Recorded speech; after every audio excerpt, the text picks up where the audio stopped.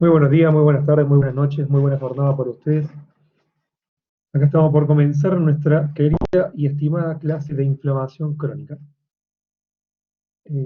Antes que nada, recordar que este jueves 30, es decir, mañana van a tener la solemne número 1 de patología general. ¿Sí?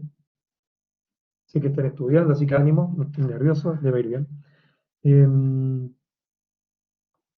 esta semana vamos a tener solamente una sesión de teóricos y no vamos a tener laboratorio por el tema de la prueba solemne y es feriado. ¿Estamos? Con respecto al contenido del día de hoy, vamos a hablar lo que tiene que ver con la inflamación crónica, tanto sus conceptos, la etiopatogenia, las características, los elementos celulares y tisulares que la conforman. Quiero aclarar que este cuadrito lo vimos en generalidades y en inflamación aguda. Se fue rápido, si no entienden, si se cae el sonido, lo que sea, les pido por favor que me lo digan. ¿Sí? ¿Tienen alguna duda? Me dicen, yo me quedo a explicarles para poder continuar. Prefiero hacer eso a que después de volver a explicarles por el hecho de que como esto sigue en línea, si no entendemos algunos puntos iniciales, después pueden generar más dudas sobre lo que vamos a ir viendo. Entonces voy a repasar. Teniendo en cuenta lo que vimos las primeras clases de inflamación, sabemos que un proceso inflamatorio se va a desencadenar frente a una nox, ya sea un microorganismo, virus, bacteria, parásito, hongo, que logró ingresar al tejido, logró ingresar al huésped.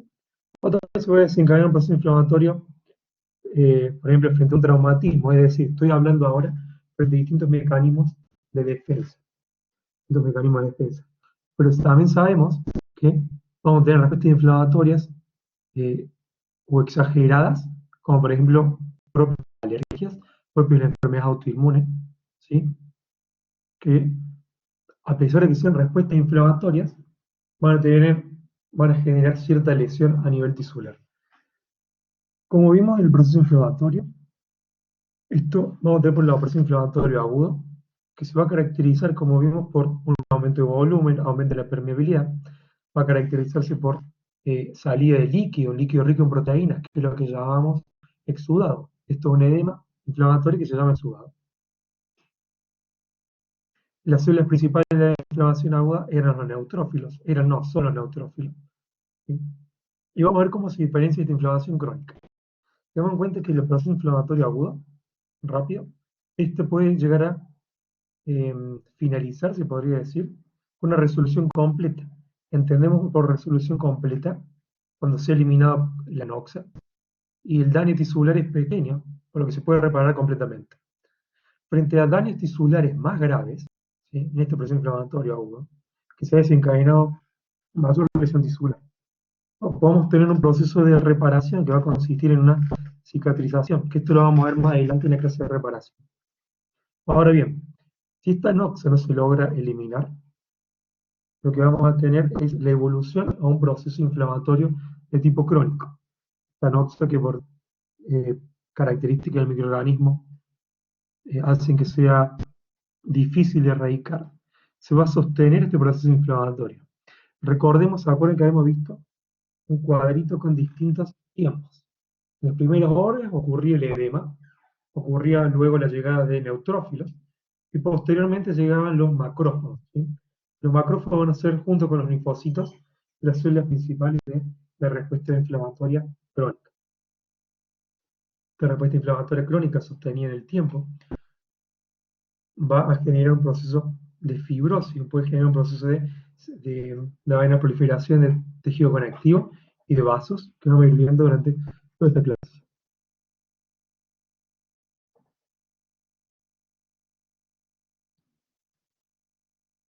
Esta respuesta inflamatoria crónica que estamos viendo acá se va a caracterizar por, podríamos decir que es un fenómeno orgánico, ¿sí? En que la noxa puede ser el microorganismo, por ejemplo, como dije, virus, bacterias, es mantenida en tiempo, es una respuesta mantenida en tiempo debido a la persistencia de esta noxa. En este proceso de inflamación crónica va a haber, por un lado, intentos de proceso de reparación, junto con la destrucción tisular. ¿Sí? Entonces hay por un lado reparación y por otro lado destrucción tisular. Y como le dije, elementos celulares fundamentales de, de esta respuesta inflamatoria crónica son los macrófagos, los linfocitos, que pueden ser linfocitos B, linfocitos C, y obviamente las células plasmáticas. Dentro de las características de la respuesta inflamatoria, vimos que la aguda duraba pocos días, o mejor dicho, pocas horas o días. Y la respuesta inflamatoria crónica tiene duración prolongada, es decir, que puede durar desde semanas, meses o hasta años. Por ejemplo, las enfermedades autoinmunes son enfermedades crónicas que duran durante toda la vida del paciente. Durante toda esta vida del paciente, durante esta cronicidad de estas enfermedades inflamatorias crónicas, como les dije, va a coexistir por un lado la inflamación junto con la lesión tisular y los intentos de reparación. ¿Vamos? Eso es propio de este tipo de inflamación crónica. Mira, ¿a dónde podemos tener procesos inflamatorios crónicos? Sobre todo, fíjense, asociado a diabetes, asociado a enfermedad autoinmune, como le dije, procesos degenerativos asociados a articulaciones que generan inflamación, alteraciones como a nivel neuronal, como la enfermedad de Alzheimer. ¿Sí? Característica, como le dije, larga duración. Muchas veces, con respecto al inicio, pueden preceder, o sea, aparece un proceso inflamatorio agudo, y luego se cronifica. Mientras que otras veces, como sobre todo asociadas a enfermedades autoinmunes, son crónicas de un inicio, porque el proceso agudo como que no se reconoce. Entonces tiene un inicio sumamente insidioso, leve, por lo que parece con una sintomatología apagada, se podría decir, y generan esta respuesta inflamatoria de tipo crónico. Ahora, ¿vamos bien? ¿Vamos bien, gente? ¿Gente, gente? ¿Vamos bien? Hola, hola. Perfecto. Eh, Causa de la inflamación crónica vamos a tener debido a infecciones de microorganismos que son difíciles de erradicar, asociado al bacilo de Koch. ¿Quién era el bacilo de Koch? Un ejemplo, ¿no? ¿Quién era el bacilo de Koch? ¿Se acuerdan? ¿Se acuerdan del querido bacilo de Koch?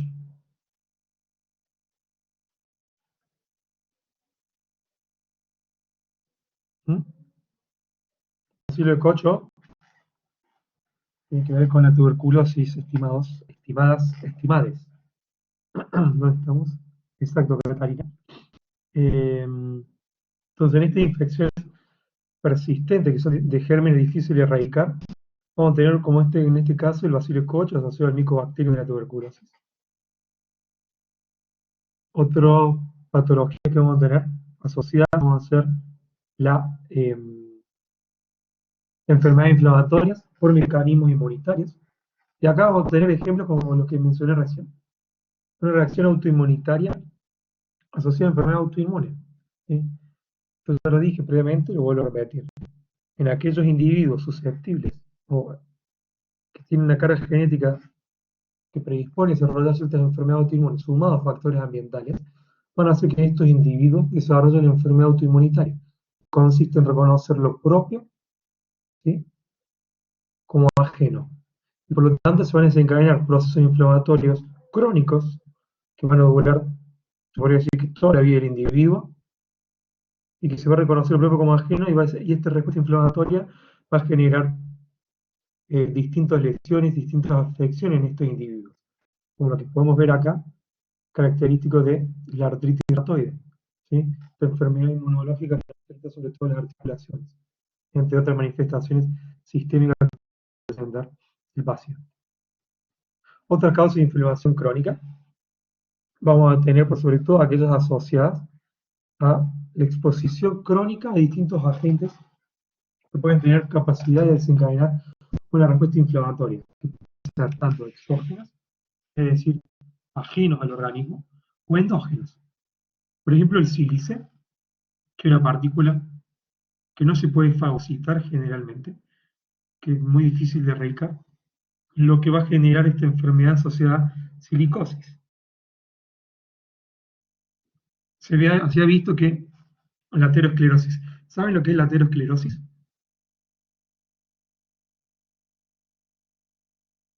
¿Saben lo que es?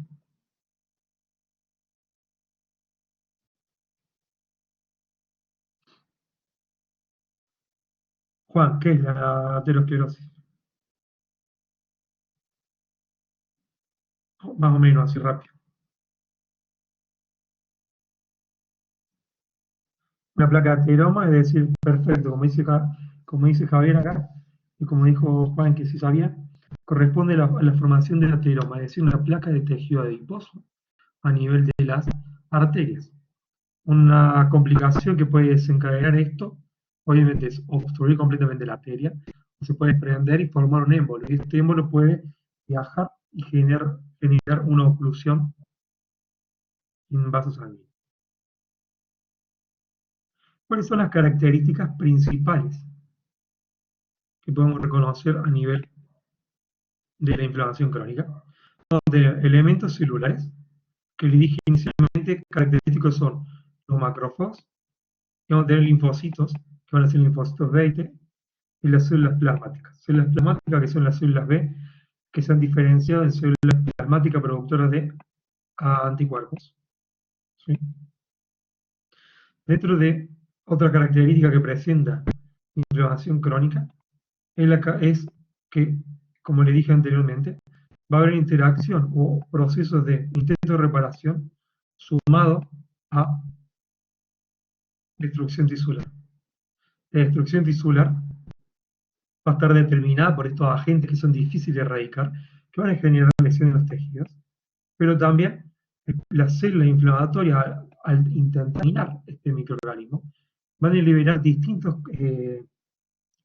componentes, citoquinas proinflamatorias, que van a reclutar más células inflamatorias, y van a liberar distintos componentes para eliminar estas bacterias o microorganismos, pero que van a terminar repercutiendo a nivel tisular, que van a desencadenar un daño, ¿sí? A nivel tisular, van a terminar afectando también los tejidos. Y por último, vamos a tener los intentos de reparación a través de la angiogénesis, que se van a formar vasos, que es fundamental para poder llevar a cabo la reparación. Y va a haber una proliferación de tejido conectivo, ¿sí? Propio del proceso de cicatrización. Entonces, componentes de la respuesta inflamatoria crónica a nivel tisular, vamos a tener, por un lado, como les dije, intentos de reparación y destrucción tisular, sumado a elementos celulares, que van a ser los macrófagos, linfocitos y células plasma. Dentro de las características morfológicas que podemos evidenciar, ¿sí? Nos llama la atención lo siguiente. Primero, a nivel pulmonar, vamos a ver, observar gran presencia de tejido fibroso, una gran presencia de acúmulos celulares inflamatorios crónicos, macrófagos, linfocitos, por sobre todo. Vamos a ver distintas componentes que van a ir afectando esta la función del pulmón en este caso, ¿sí? Como le dije, acumulaciones inflamatorias, podemos ver cambio a nivel del parénquima, que el parénquima, hablamos de parénquima, que es la unidad funcional de un órgano, ¿sí? Podemos ver que en este caso los alveolos normales están revestidos por un epitelio cúbico, ¿sí? Y el tejido conectivo. ¿Vamos? Como les decía, fundamentalmente, una de las células principales de la inflamación crónica son los macrófagos. Los macrófagos son aquellas células fagocíticas por excelencia, que van a tener su origen a nivel de la médula ósea, su precursor común es médula ósea. A nivel de circulación sanguínea, van a circular como monocitos, y después esto van a pasar a nivel tisular y se van a transformar en fagocitos, se van a transformar en los macrófagos. Recuerden que vamos a tener macrófagos propios de cada tejido. ¿Se acuerdan de algún ejemplo?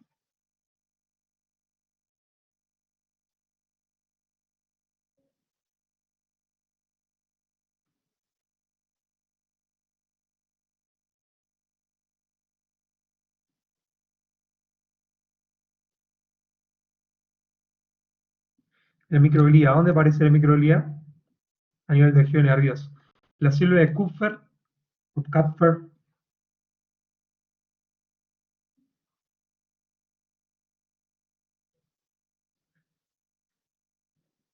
célula Kupfer, vamos a tener distintos tipos de macrófagos propios de cada tejido, como la microglía, Kupfer a nivel del hígado, vamos a tener los histiocytos alveolares a nivel pulmonar. ¿Sí?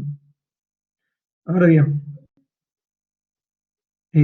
como vemos acá, vamos a tener los monocitos circulantes en tejido, perdón, circulantes, que tienen una vida media de un día, duran 24 horas, mientras que las células, los macrófagos en los tejidos,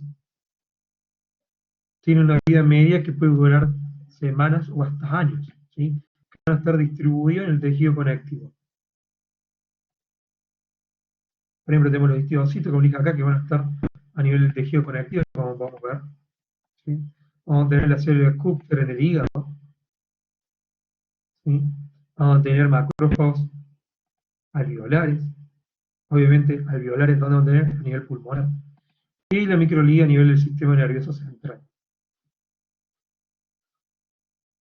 ¿Por qué están los macrófagos en los tejidos? Ten en cuenta que son células del sistema inmune innato, son células que nos van a proteger del ingreso de diversas noxias, van a ser fundamentalmente eso, ¿sí? No están distribuidos en los tejidos. Ahora bien, los macrófagos como tal, como les dije, su función principal es obviamente fagocitar. Como vimos anteriormente, van a reconocer, aparte de fagocitar, tienen capacidad de... Son células, que les voy a decir esto, son... Esto, Catarina estaba por escribir realmente eso en la pizarra, acá, en la pizarra, en la clase. Son CPA, que quiere decir que son células presentadoras de antígenos. Por lo tanto, como célula presentadora de antígenos, cumplen roles fundamentales en la respuesta inmunológica, fundamentales. ¿Por qué? Porque van a reconocer una partícula, la van a reconocer, recuerden que vimos la otra vez, la van a fagocitar, ¿sí? Van a eliminar esta partícula, pero también la van a presentar. ¿A quiénes se la van a presentar? Por sobre todo a los linfocitos.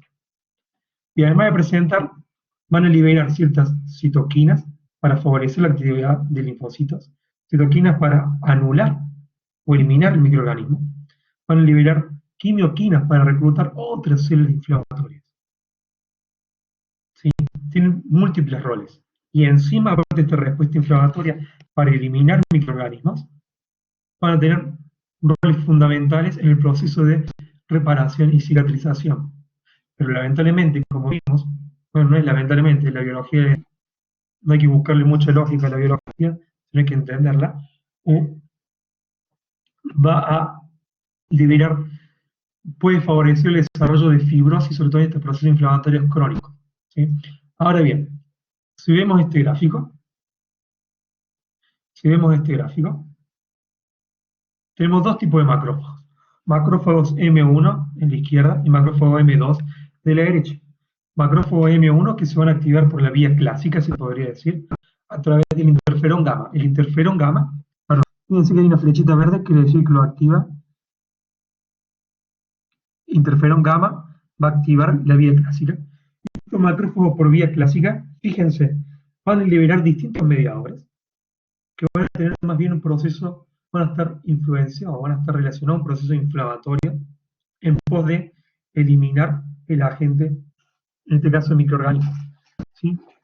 ¿Cómo lo va a hacer el microorganismo? El macrófago por la vía clásica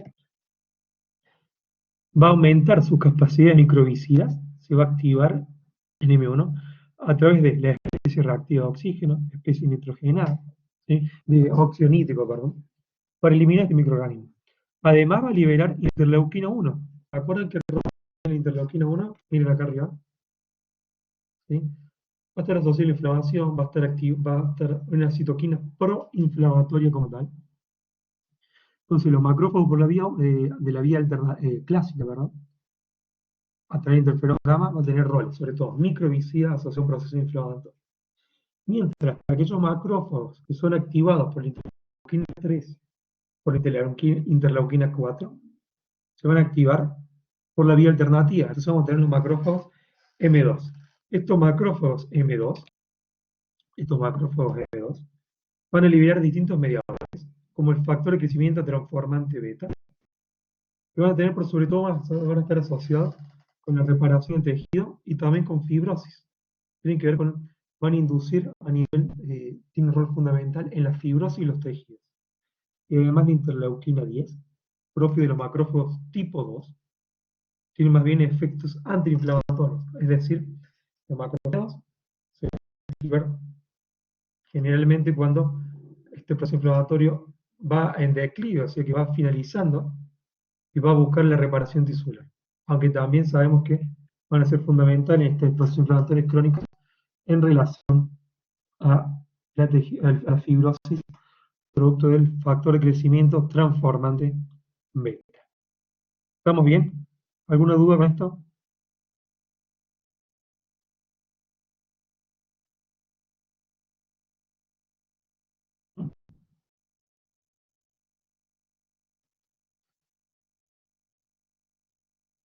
Perfecto, perfecto.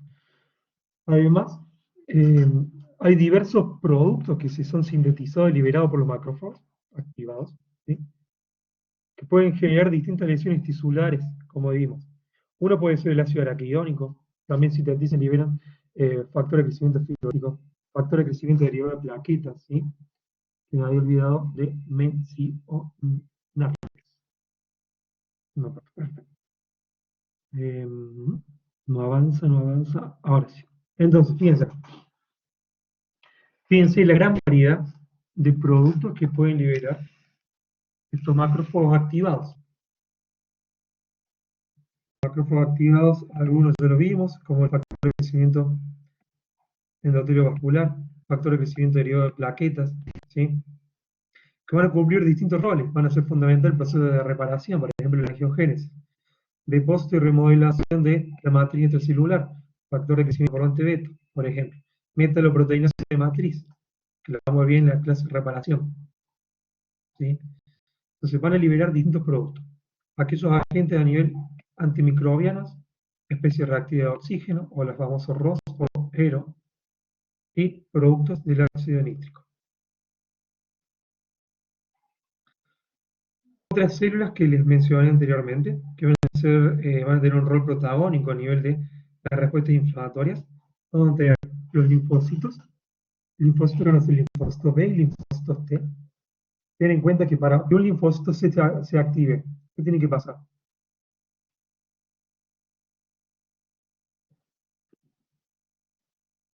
¿Se acuerdan de algo de eso?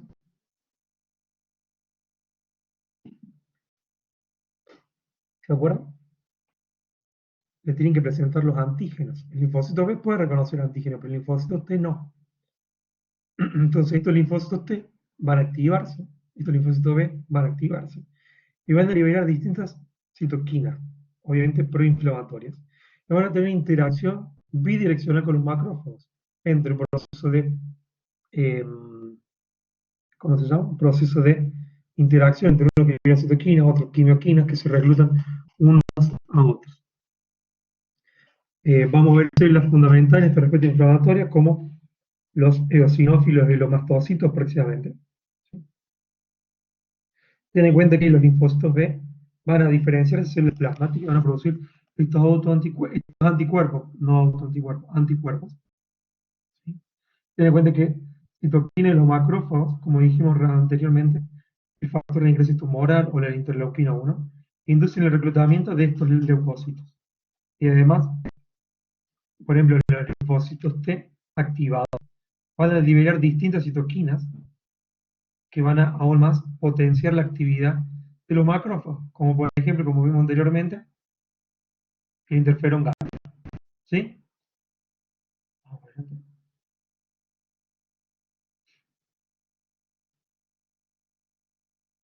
Entonces, a nivel, o más que nivel, entre los linfocitos y los macrófagos, como podemos observar en este esquema, y como le dije anteriormente, hay interacción entre ellos, hay interacción. Interacción bidireccional, uno va a activar el otro y el otro va a inducir la actividad del otro, uno va a favorecer el reclutamiento del otro. Y esto es bidireccional, ¿no? Como le dije, los macrófagos, como célula presentadora de antígeno, pueden estimular la activación de los linfocitos T y además van a liberar, mejor dicho, van a producir moléculas coestimuladoras para que estos linfocitos T se diferencien en células ejecutoras. Van a liberar distintos tipos de citoquinas, ¿sí? Como la interleuquina 12, que va a favorecer distintas funciones de los linfocitos T. Además, los linfocitos T, como le dije, van a liberar distintos mediadores como el interferón gamma, como vimos anteriormente, que puede inducir aún más la función de estos elementos celulares.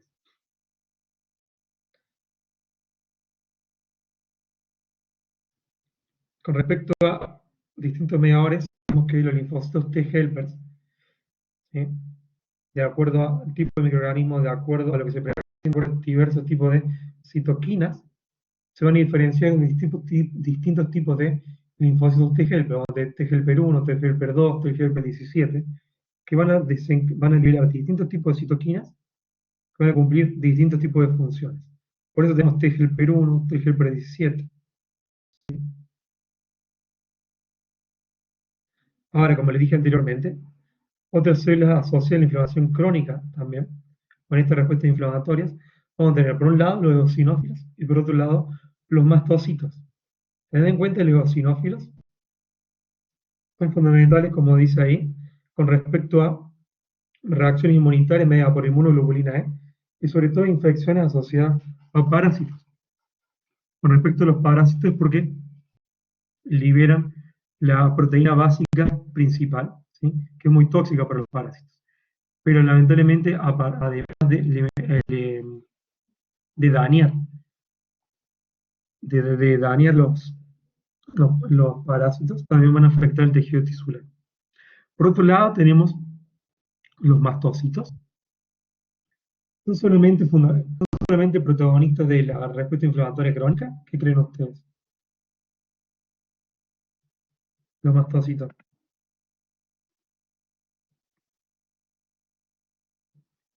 ¿Sí? Pueden aparecer sobre todo asociados a reacciones alérgicas también, reacciones de hipersensibilidad. ¿Sí? ¿Sí? ¿No me escuchan nada? Entonces los parásitos tienen, los mastocitos tienen superficie receptor para la porción FC de la inmunoglobulina E. Por lo tanto, al reconocerlo, van a liberar distintos mediadores, se van a degranular, y van a liberar distintos mediadores como la histamina y la prostaglandina, que pueden asociarse sobre todo a la hipersensibilidad tipo 1 o shock anafiláctico. También van a tener roles a nivel de respuesta inflamatoria crónica, como vimos. Entonces, para redondear, eh, eosinófilos, reacción inmunitaria mediada por inmunoglobulina E, infecciones por parásitos. Mastocitos, también respuesta inflamatoria crónica, pero también van a estar, aparte de reconocer la porción FC de inmunoglobulina E, pueden asociarse a respuesta de hipersensibilidad inmediata o tipo 1. ¿Vamos? Como les dije anteriormente, además de estos componentes celulares que caracterizan a la respuesta inflamatoria, vamos a tener un proceso de reparación tisular. Y para el proceso de reparación tisular es necesario que, para que haya tejido conectivo, para que repare el crecimiento de vasos sanguíneos. Esta parte del crecimiento de vasos sanguíneos la vamos a ver bien la de reparación tisular. Pero como podemos ver, perdón, me faltaba la manito, como podemos ver, vamos a tener que se pueden originar a partir de células endoteliales y pericitos de los vasos ya existentes, o de derivados de células endoteliales que se encuentran en la médula ósea y que van a ser reclutados hacia el sitio donde se requiere la presencia de estos nuevos vasos. Lo que va a ser fundamental para estos nuevos vasos va a ser eh, distintos productos como el factor de crecimiento endotelio vascular, que va a ser producido por los macrófagos y también por las células endoteliales. Esta angiogenia, como le dije, va a ser determinada por estas células, que no me acuerdo el nombre, células precursoras endoteliales en este caso. Pero esto lo vamos a ver bien en la clase de reparación.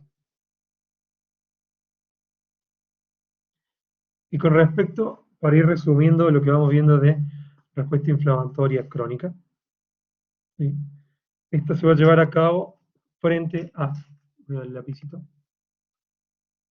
sobre todo con factores que impiden la eliminación de este estímulo lesivo, distintas noxas, difíciles de erradicar, por ejemplo. Hay un proceso de interacción, como les dije, entre reparación y destrucción tisular.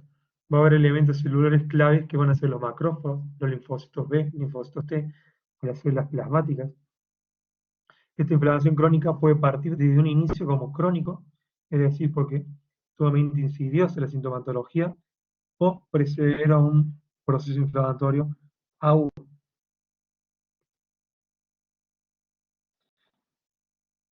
Entonces, dentro de la diferencia que vamos a poder encontrar entre estos procesos inflamatorios, con respecto al proceso inflamatorio crónico, acento en la O, sobre todo va a ser un proceso bien proliferativo, va a haber un proceso de neoformación vascular, mientras que el agudo va a haber un proceso que va a ser exudativo, propio de liberación de distintos, como dijimos, va a haber un edema por este exudado, este líquido rico en proteínas, predominio celular de macropolimorfonucleares, perdón, de neutrófilos, a nivel de la aguda, y a nivel de crónico. En el agudo va a haber un gran edema, versus que en el crónico va a ser escaso. La duración del crónico va a ser larga, como vimos. El dolor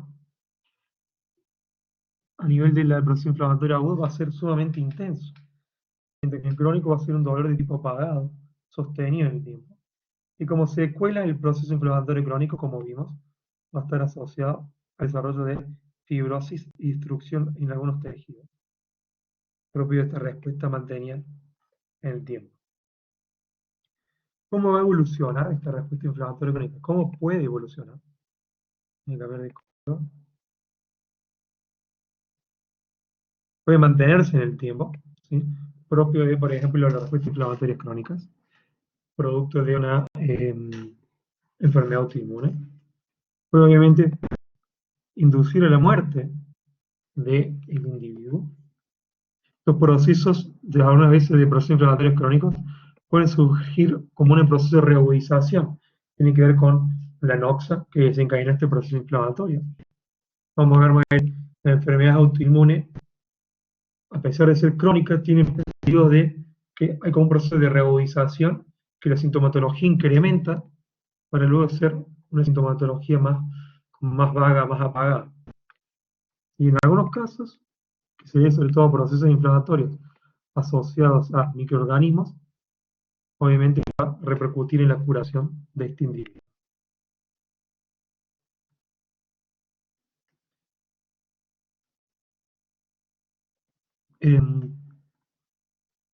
Estos gráficos lo habíamos visto antes también, que teníamos por un lado la respuesta inflamatoria aguda, tenemos tipo de respuesta inflamatoria inmune, que va a ser aquella respuesta inflamatoria crónica, ¿sí? Que va a tener distintas características que vamos a ver a continuación. Podemos tener el desarrollo de granuloma en esta inflamación crónica, vamos a tener la presentación de los macrófagos, como vimos anteriormente, vamos a tener distintas células que van a caracterizar este tejido, esta respuesta. Lo hablamos anteriormente al inicio de la clase y vamos a ir viendo a continuación. Teniendo en cuenta la inflamación crónica, pregunto, ¿estoy yendo muy rápido? Díganme, porque si no me dicen yo no me doy cuenta. Por favor, avísenme. Tienen dudas, me frenan. Porque yo si no me dicen, yo no me doy cuenta.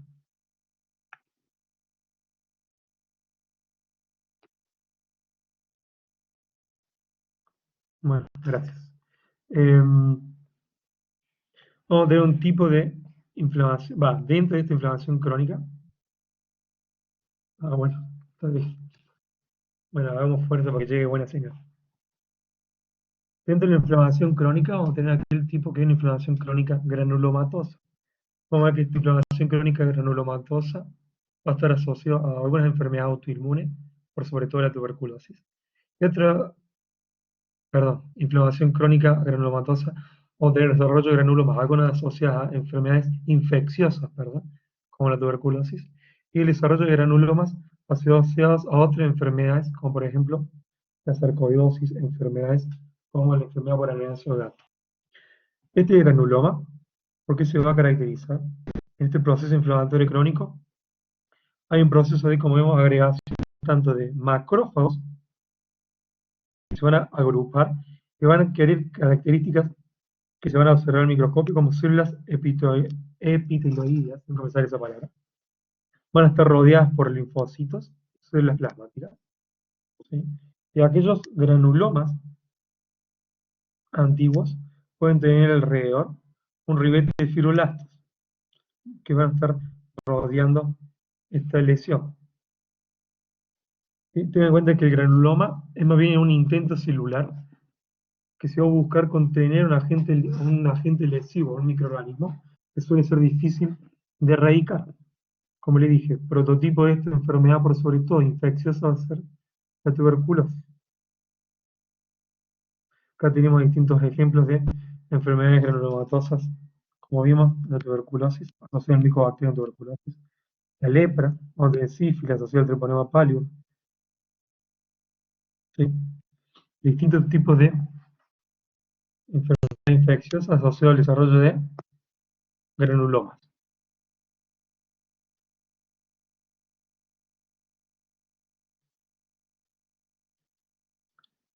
Entonces, enfermedad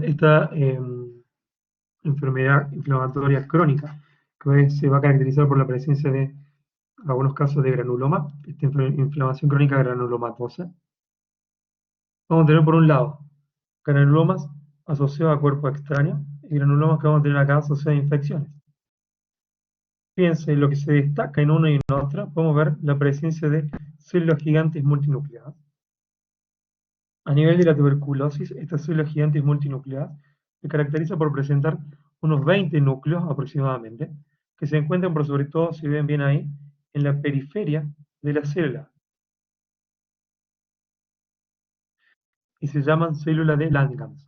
Mientras que en estas células gigantes multinucleadas, que va a ser producto de cuerpos extraños, estas células gigantes multinucleadas tienen los núcleos, pero están distribuidos aleatoriamente entre una célula y otra. Entre una célula, perdón, a nivel de estos núcleos de esta célula. ¿Sí?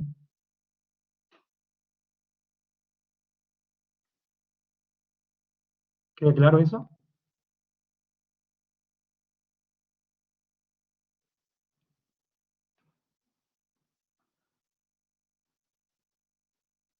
Perfecto. Voy a borrar acá. No sé ustedes, pero tanto tiempo estar sentado al frente del computador me hace doler la espalda. Sigo. No. Sí, perfecto. Entonces vamos a tener distintos tipos de granuloma. Vamos a tener, voy a cambiar de color. Tipo de granuloma asociado a cuerpos extraños. Y como vamos a ver adelante, granuloma de tipo inmunitario. Entonces, el granuloma de cuerpo extraño se va a desencadenar esta respuesta inflamatoria granulomatosa frente a aquellos cuerpos extraños que van a ser inertes, que se pueden encontrar sobre todo a nivel central del granuloma. No van a desencadenar respuesta inflamatoria inmunológica, va a tratar de fagocitarse, van a tratar de eliminarlo como tal, ¿sí? Pero eh, se van a caracterizar, como le dije, por esta sustancia más bien inerte. Por ejemplo, puede ser un ejemplo de esto. El día de mañana que ustedes hagan una extracción, hacen una sutura, viene la semana, eliminan la sutura, pero la eliminan parcialmente. Puede que no se hayan ni dado cuenta, que queda un resto de sutura. Y esta sutura va a desencadenar este proceso asociado a un cuerpo extraño.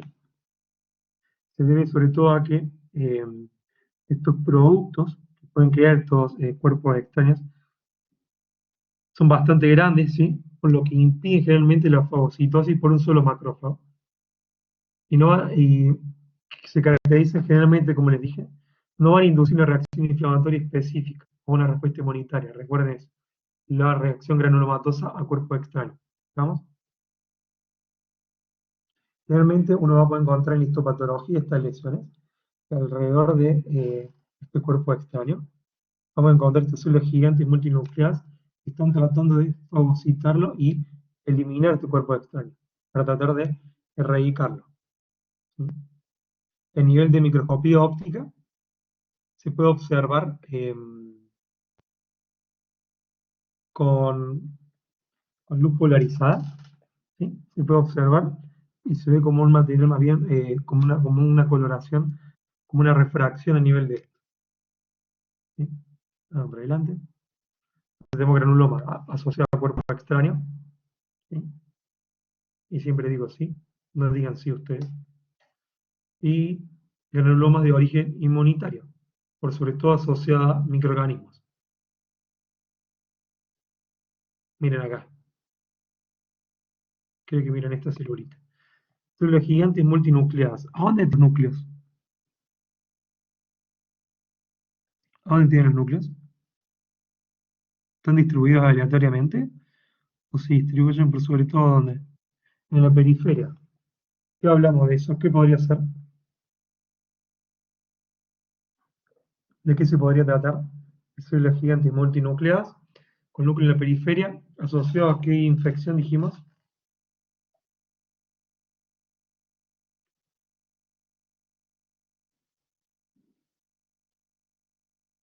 Puede ser la tuberculosis, perfecto. ¿Y cuál es el nombre de estas células gigantes multinucleadas que tienen el núcleo en la periferia? Célula de Langhans. Perfecto, perfecto. A ver. Entonces, con respecto a este tipo de granulomas, como le dije, pueden estar asociados sobre todo a distintos microorganismos que van a desencadenar una respuesta inmunitaria mediada por células, que lo diferencia del otro granuloma que lo vimos. Esta respuesta inmunitaria va a ser la que va a originar estos granulomas. Cuando este microorganismo es poco degradable o contiene partículas o lo que genera que son difíciles de erradicar, como el Mycobacterium de la tuberculosis. Entonces, lo que podemos observar acá es que los macrófagos van a atrapar este antígeno, ¿sí?, extraño, lo van a procesar y lo van a presentar a los linfocitos T. ¿Estamos? Estos linfocitos T se van a activar y van a favorecer la liberación de distintas citoquinas que se encadenan esta respuesta inmunológica, que va a perpetuar esta respuesta inflamatoria. Además van a liberar interferón gamma, van a activar mayor macrófagos. El interferón gamma, ¿se acuerdan a quién activaba? ¿Qué tipo de macrófagos?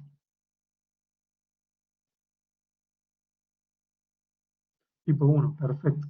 Macrófago de tipo 1. Entonces van a desencadenar esta respuesta inflamatoria.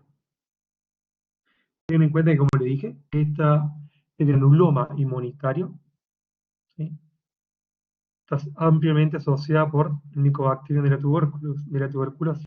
Me fui la tonada para cualquier lado. En este caso se denomina granuloma de tuberculosis. ¿Qué puede ocurrir a nivel central en la tuberculosis? ¿Qué ocurría? ¿Qué vimos que podía ocurrir a nivel en la tuberculosis? A nivel central de estos granulomas. ¿Mm? ¿Qué ocurría? ¿Qué podía ocurrir a nivel central? ¿Se acuerdan? Aceificante, algo así.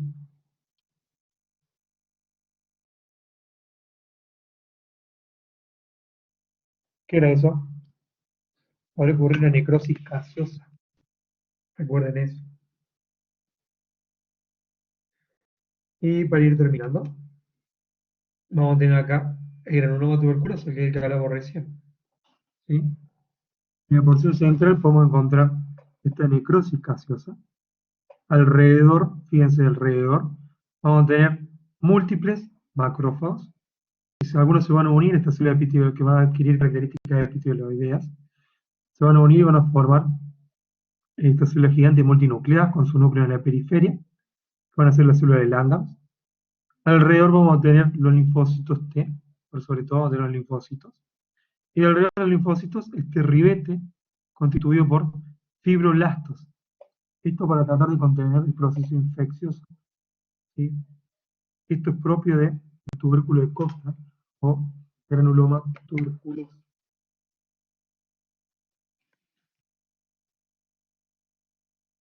Esto es lo mismo que se puede observar en esta patología. Ahora, para finalizar, con respecto a la inflamación, podemos tener inflamación de tipo defectuosa y inflamación de tipo excesiva. Con respecto a la inflamación de tipo defectuosa, como dice muy bien ahí, vamos a tener, por un lado, alteración con respecto a un aumento en la susceptibilidad de las infecciones,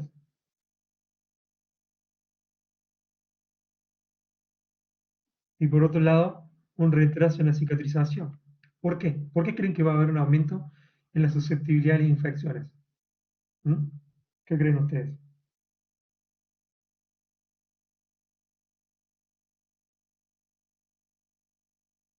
¿Qué parece?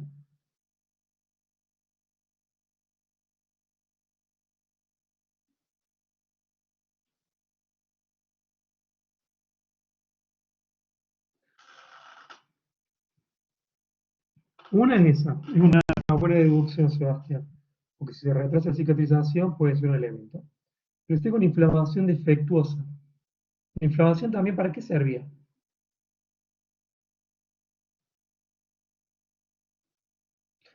¿Mm? Ten en cuenta que la inflamación, ¿sí? La respuesta inflamatoria como tal es fundamental para el organismo para defenderse, ¿sí? Para defenderse. Por lo tanto, si tengo una inflamación defectuosa, puedo tener obviamente incrementar la susceptibilidad de infecciones. También vamos a tener se va a retrasar el proceso de cicatrización de las heridas frente a la inflamación defectuosa, debido a que, como vimos, que la inflamación resulta fundamental tanto para eliminar, por un lado, la noxa y también para eliminar los tejidos dañados, los restos celulares. Además, va a favorecer la activación del proceso de reparación. Por lo tanto, inflamación defectuosa, vamos a tener una respuesta disminuida frente a las infecciones, va a haber un retardo en la cicatrización, y además, como dijo Sebastián también, este retardo en la cicatrización también puede favorecer, digamos, la exposición de los tejidos a los microorganismos. Ahora bien, podemos tener una inflamación más bien excesiva, que se va a reconocer, puede ser que se reconozca lo propio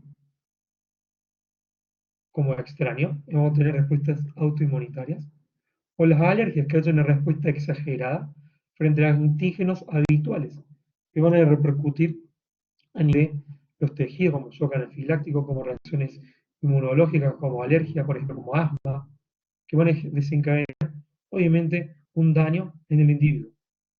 Y finalmente, esta respuesta inflamatoria crónica, en algunos casos que hay una respuesta inflamatoria excesiva, va a desencadenar una fibrosis en diversos tejidos, con las consiguientes consecuencias que se pueden desarrollar en distintos tejidos.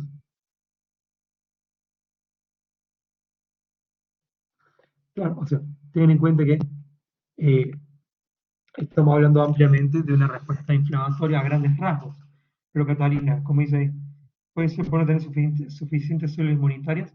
Claramente, si yo no tengo suficientes células inmunitarias, si estoy inmunosuprimido, ya sea por medicación, estoy inmunodeprimido debido a enfermedades infecciosas como el VIH, ¿sí? Mi proceso inflamatorio va a ser defectuoso. Y acá estamos hablando a grandes rasgos de cómo se podría ocurrir con una respuesta inflamatoria. Entonces, obviamente, estos individuos con VIH, por ejemplo, que tienen menor número de células inflamatorias, que tienen afectado su sistema inmune, van a tener una respuesta inflamatoria defectuosa. ¿Sí? ¿Queda claro? Pero por el contrario, un paciente que no tiene VIH, pero que tiene una enfermedad autoinmune, como artritis reumatoide, como lupus, como síndrome de Sjögren, como tanta enfermedad autoinmune, van a desencadenarse lesiones frente a sus propios tejidos, reconociendo lo propio como ajeno. ¿Sí? Por eso en estos individuos, ¿cuál es el tratamiento general? ¿Qué se trata de hacer con estos individuos?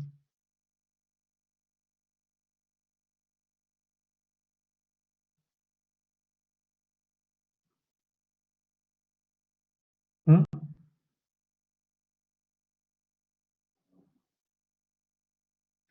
Se trata de reducir la respuesta del organismo frente a su propio organismo. Por eso se trata de muchos de estos pacientes tienen moduladores de la inflamación, algunos se dan medicación que disminuye la respuesta inflamatoria, para obviamente reducir los daños de estos tejidos.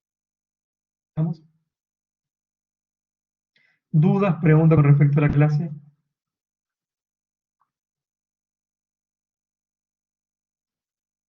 ¿Mm?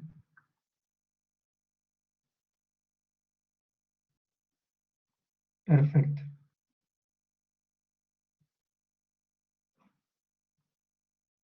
Tarito, perfecto. ¿Estamos? Si no hay más dudas, estimados, los dejo. Éxitos para mañana.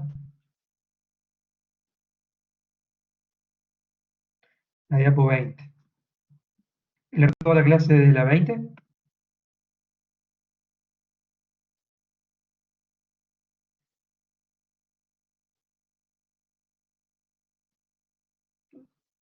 Bueno, primero, para que se quede tranquila, la clase, como usted sabe, está grabada, ¿sí? No se preocupe. Todos pueden tener problema de internet o circunstancias, entonces no va a haber drama, va a quedar grabado. Pero este diapositivo, aparte, va a, como manera de introducción, porque esto tiene que ver más con el proceso de reparación tisular, que lo vamos a ver en las próximas clases. Para el proceso de reparación, recuerda que la inflamación crónica vamos a tener por un lado elementos celulares, como vimos, como macrófagos, linfocitos, y va a haber un proceso de reparación tisular frente a un proceso de daño tisular. Pero para el proceso de reparación tisular es fundamental la presencia de vasos sanguíneos, que esto tiene que crecer. Esta angiogenia puede generarse a través de las células que están propias en estos capilares, van a ser células endoteliales, pericitos, ¿sí? Que van a constituir estos vasos. O pueden generarse esta angiogenia mediada por movilización desde la médula ósea de precursores de células endoteliales hacia el hecho, hacia el lugar donde se provocó esta respuesta inflamatoria. Pero eso solamente era la parte de esta diapositiva acá está. ¿Sí? Dirá ese era cortito. Vamos a ver más adelante. ¿Está? ¿Alguna duda o pregunta? De nada. Como le dije, éxitos, estudien para mañana, que le vaya bien. Estén con tiempo conectados, ¿sí? a la, al, ¿cómo se llama? Recuerden que va a ser en los NRC teóricos, ¿sí? Y en este caso, que es de la solemne, va a aparecer en una barrita que se llama, si no me equivoco, a ver que lo voy a abrir bien, pero acá no se me vaya. eh, Va a aparecer una herramienta donde tenemos en esta unidad tema que dice general, unidad 1, unidad 2, 3, 4, 5, y va una barrita que dice solemnes, ahí la van a encontrar. ¿Estamos? Para que no se pierdan. Si no hay más dudas, estimados, éxitos y estudien. Nos vemos. Chau, chau, cuídense.